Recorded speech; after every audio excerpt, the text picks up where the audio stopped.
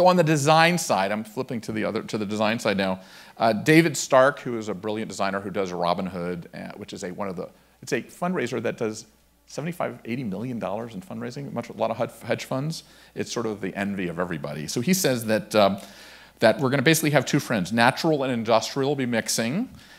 Think weathered meets smooth, bohemian meets organized, Coachella meets CES. It's kind of interesting. And then Lindsay Landman, who is a good designer. Okay, so I think the most important trend going into 2016 is the continuation of experiential design. So not just about what you look at, but about what you do, what you feel, how an event moves you, and sort of all the components that we develop to make that a bigger, better, more powerful experience. I definitely think the general concept of holistic decor is really important and will continue to be really important. The idea that no design is about any one central element, but really a collaboration of layered elements, lots of different textures and feelings and ideas, sort of that come together and as a whole create sort of the output of design. It's kind of interesting when you think about how you plan social media into decor. I believe social media is decor, and that you spend time on doing 50 centerpieces when you rather put the money into one central piece people are going to take a picture of. And so I think that's another thing that we're seeing. So we had this guy speak in LA, and he talks about the power of emotional design and how you design for the senses.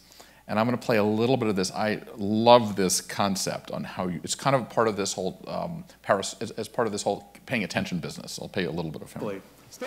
I have come up with a list of 12 of them. I call them the flirty dozen. And it's because you want to flirt with your audience a little bit. You want them to feel different things. So what are those emotions? The first one is this. Ah! He puts everything into You want to get their attention. You want to startle them sometimes. Surprise the audience. Huh? Create a little mystery, create some confusion. That's a good thing to do with an audience, because what happens is your brain starts going, what's happening here? I want to understand what's happening. So they start paying attention even more, and then you can pay that off. Aha! That's the payoff sometimes for those mysteries. You get a revelation. Aha! And that releases endorphins inside of you, because there's something that you've just discovered. It's teaching your audience something. Everyone knows humor helps speakers. Why? Because it also creates dopamine in the system, and it makes people feel good. And it usually is very connected to aha, because it's tension, often in a joke, and then a release. Now, is an interesting emotion. It's a worry. It's like, what's about to happen here? He's at the edge of the stage. Is he going to fall?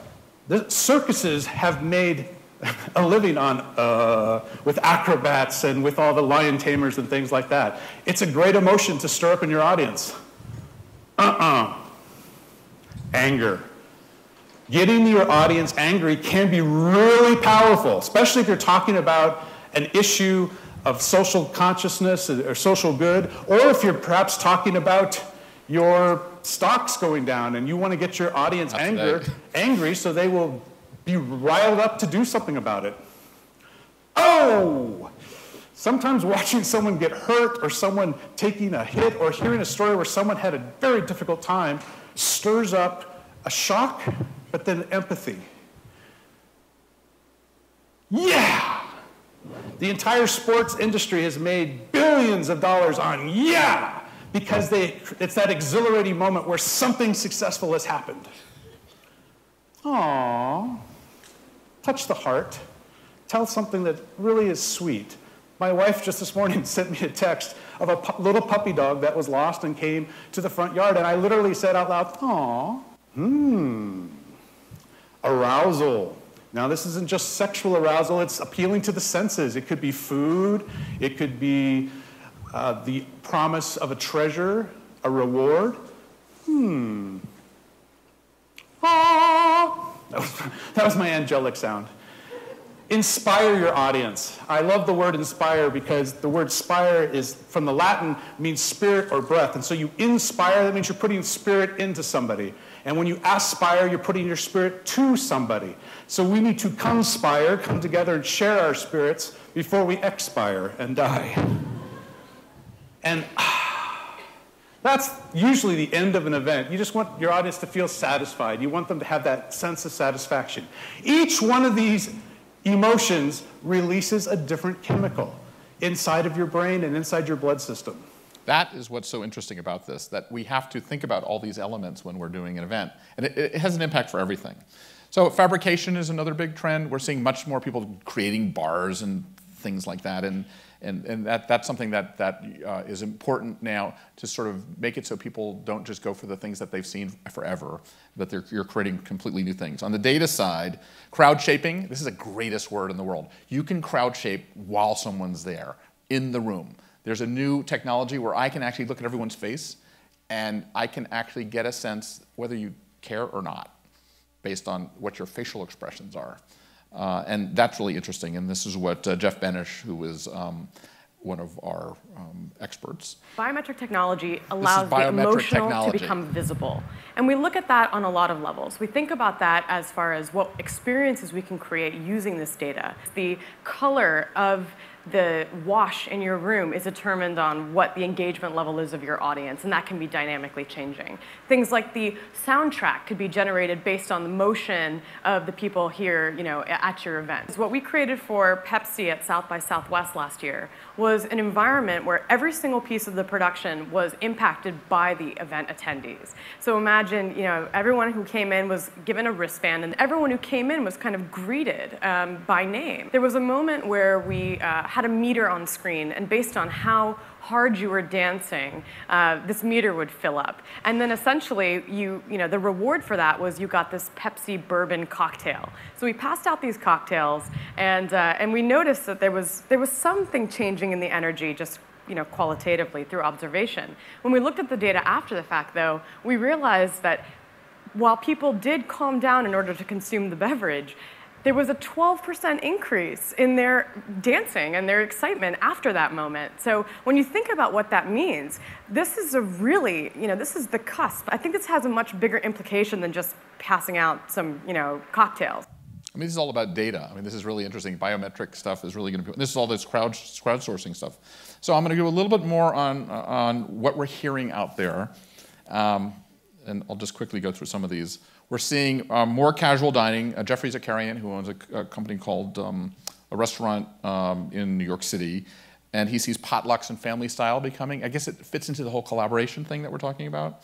The people from Groupon think sustainability is really critical, leaving a space better than when you found it now, for real, because we're not in the best business for sustainability, but we have to do the best that we can and try to leave it better than we can. David Stark says that we're also, because of what's going on in the world, we're going to see more personal events. So I think that that's going to be a trend. I think you're going to see a lot of executives hosting more personal events to accomplish some of their business needs too, because it's your friends. It's ultimately your friends. This whole warmer environments that are important. Hi, my name is Paul Salinger. I am a Vice President of Marketing at Oracle. I work closely with our event marketing folks on event strategy and event content. I think what we're seeing right now is a real move to audience centricity in a much more meaningful way than we've talked about in the past. We're starting to really see that experience matters, that we're moving away from overload of content to where people don't have kind of the room to breathe, that we're creating different kinds of experiences, different kinds of engagements for people. That's a combination of using technology, using digital engagement, but also using just pure physical experiences. For example, at Oracle Open World this year, we put in a giant ball pit that was tied into our cloud messaging and was called See Yourself in the Cloud, where people could jump into this very white environment that was all mirrored, and it was very interesting. So I think that we're seeing a lot of different kind of ways of engaging both online and in the physical world. And it's a combination of technology, it's a combination of digital, and it's a combination of being really intentional about the way that you think about your audience and create experiences that are meaningful to them and not so much for you as an event organizer. So this guy is a total rock star in our industry, and Oracle World is an event for Oracle, which is part like Dreamforce and Oracle. And he's really setting the pace. I mean, the whole trade show business is completely shifting because you're seeing more of these training types of events. And what he talked about here, this is the pit that he talked about. So people fall into this pit, and that's the physicalness of it. It's hard to get out of. So hopefully you don't film me getting out of it. But it's an interesting thing that they built. And that's that experience is going to make you want to come to this event. So that's kind of interesting to see how they do it.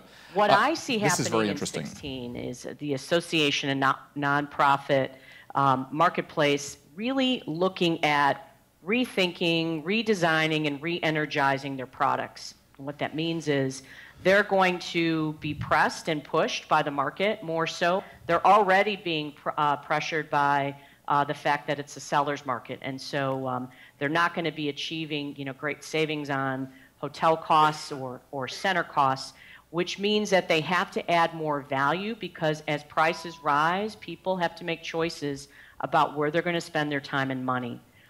What she said about seller's market is unbelievably true. We know that when you deal with RevPAR in the hotel business, we plan an event at a high season in a city, the prices are crazy.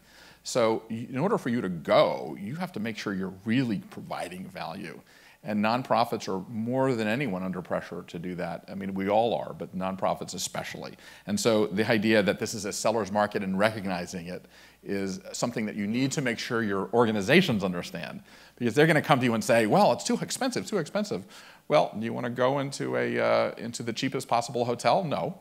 And so you got to really make sure you understand the marketplace. So I think that Trusted what would curators. be valuable is if people were maybe a little more thoughtful in terms of the curation process. I think that that's something that good planners are proving their value by being the trusted curator. Mark Cuban said on Shark Tank the other night, trusted curation is going to be a huge thing in the future. So that, to me, I mean, Event Leadership Institute is one of the companies that I own 51% of. And we're doing it mission-driven because we want to raise the level of the industry. It's video training. But Howard's brilliant, and we're trying this whole trusted curation thing. When we do events, we want to put this effort into every presentation that we kind of do. That's really important. Okay, in the marketing and event industry, what I'm talking about for 2016 is what I call the dawn of immersive marketing. Virtual reality headsets are now being launched at Christmas, and at CES 2016 it'll be launched. So virtual reality will become an opportunity for people to be immersed in the marketing, so that I can send you a VR, I can have a sales call with you, send you a VR simultaneously, and you can get your hands on the equipment in virtual time. So rather than sitting in a trade show floor looking at a bulldozer, for example, I can give you a demonstration on a VR headset of that bulldozer actually working and put you in charge of it through the virtual reality equipment and capability. What's interesting is there's a whole debate between, is VR too much of a personal experience, virtual reality? And you go to, does anyone go to any EDM, electronic dance music conferences or festivals? And you see, I mean, I don't really go to them, but I watched it on Lisa Ling the other day. But the idea that, that they're creating this group experience, which is so much what we do, without the drugs, that's what we need to do. But the VR is so personal. So there's a real big push and debate between what really is important in that.